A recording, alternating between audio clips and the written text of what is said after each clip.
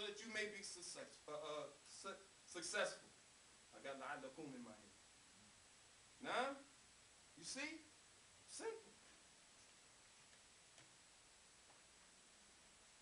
So we know that that is the manifestation of submittance. And that now we hope is clear that all of the prophets submitted their will to the creator of the heavens and the earth. Huh?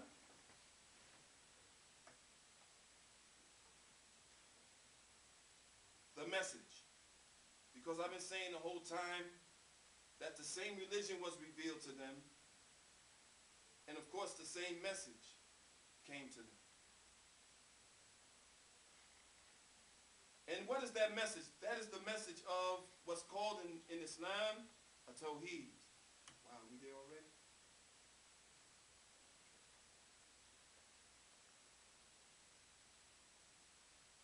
Okay. When we look at the message, again we mentioned that it is the message of tawheed, the message of worshiping Allah, worshiping God and Him alone, as God's true name is Allah. And we'll get to that when we get to who is Allah. All right? So tawheed is the worship of God and Him alone. First we have the religion being revealed to all of the prophets. Now their message is the same. Allah mentions to us in the Quran where He said, لَقَدْ بَعَثْنَا فِي كُلِّ أُمَّةٍ رَسُولًا أَنْ يَعْبُدُوا اللَّهَ وَاجْتَنِبُوا الطَّاغُوتَ. Allah mentions in the Quran, indeed we sent messengers to every nation.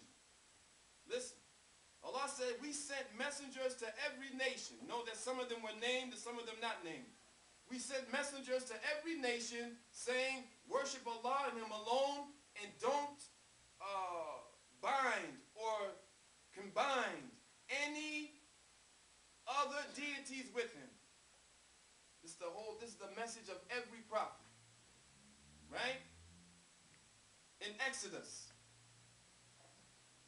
verse 3, it says, and this is during the time of Moses, that God said to Moses, you will have no other gods in front of me. One God. Not three. This is what God said to Moses in the Bible. One God.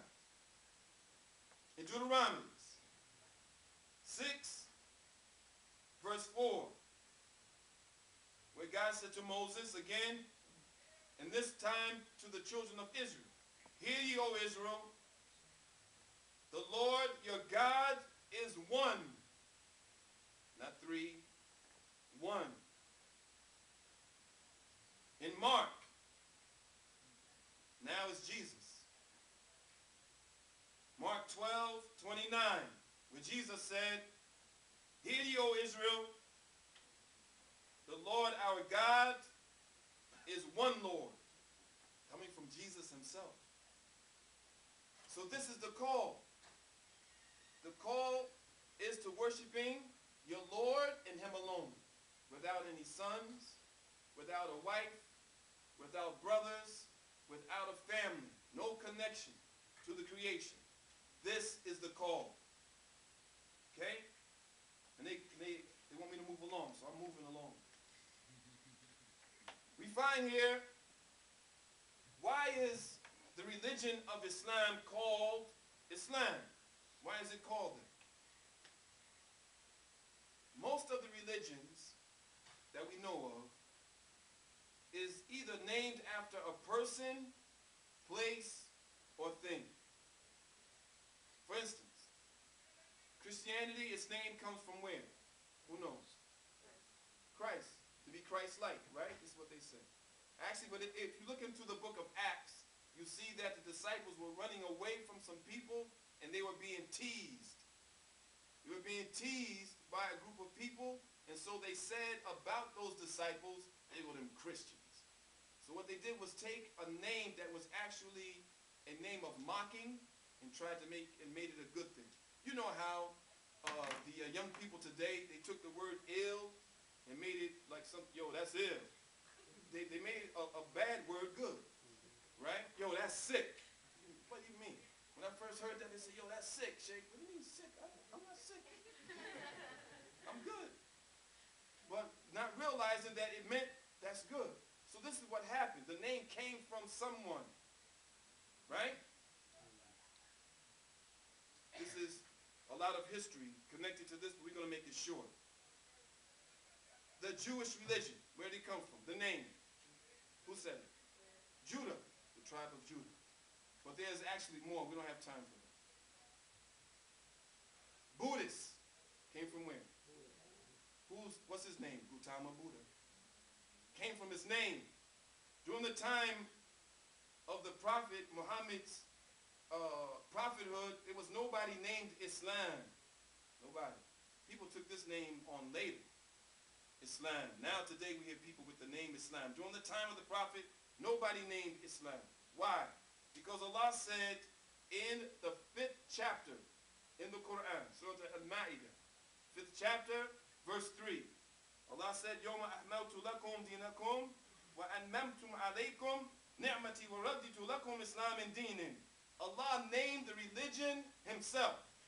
It wasn't named by a person, a group of people, somebody coming out of a cave with inspiration, somebody sitting in a meditative state and then woke up and said, this is it. No, it's revelation. The religion was named by the one who created us. Right? Allah said in the Quran, this day I have completed my way or my favor upon you. I have completed my favor upon you and chosen for you as your way of life. Keep that in mind. Your way of life. Because most people say a religion is something that you do every now and then. But your way of life, this is something that you're doing every day. I have chosen for you your way of life, Islam as your way of life. Islam as your way of life. So the name came from Allah himself. And it's clearly understood that based upon what was being done by the prophets in their behavior and in their understanding and in their obedience to the Creator, that this is clear Semitance. So what else would the religion be called except Islam? The religion of Semitance. Right? Now, because the brother said, get to those questions on the flyer. And we're going to get to them right now. From those questions is, who is Allah? Who is Allah? Allah mentions to us, I'm going to make it easy on myself. Allah mentions to us in his noble book, in the Quran, in Surah Baqarah,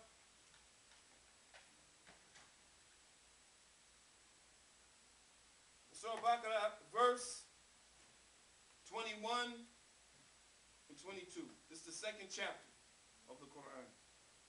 Second chapter, verse 21, verse 22. Allah says to us, Ya ayyuhan nas, a'budu rabbakum ladhi khalaqakum walladhina min qablakum la'allakum tattaqun. Allah says to us in his noble book, O mankind, O mankind. So who is this verse referring to? Just Muslims? He said, O mankind. So let's see how many hands, or rather those of us who believe that this verse right now is referring to every single one of us in the room. O mankind, right? We're part of mankind? Yeah, I think so. Okay, just for clarity. He said, O mankind, worship your Lord who created you and those who were before you, so that you may become pious. Pious. Who is Allah? Allah told us in this verse, he said, Ya ayyuhan nas, wa'budu rabbakum. Worship your Lord. Allah is your Lord. Now, in order for something to be worshipped, it has to deserve that worship. It has to deserve to be worshipped. Right? Because on honestly, would you worship a can that doesn't benefit you? Would you worship two sticks and it's no benefit coming from them? No, normally people worship things because they know or they believe that that thing that they're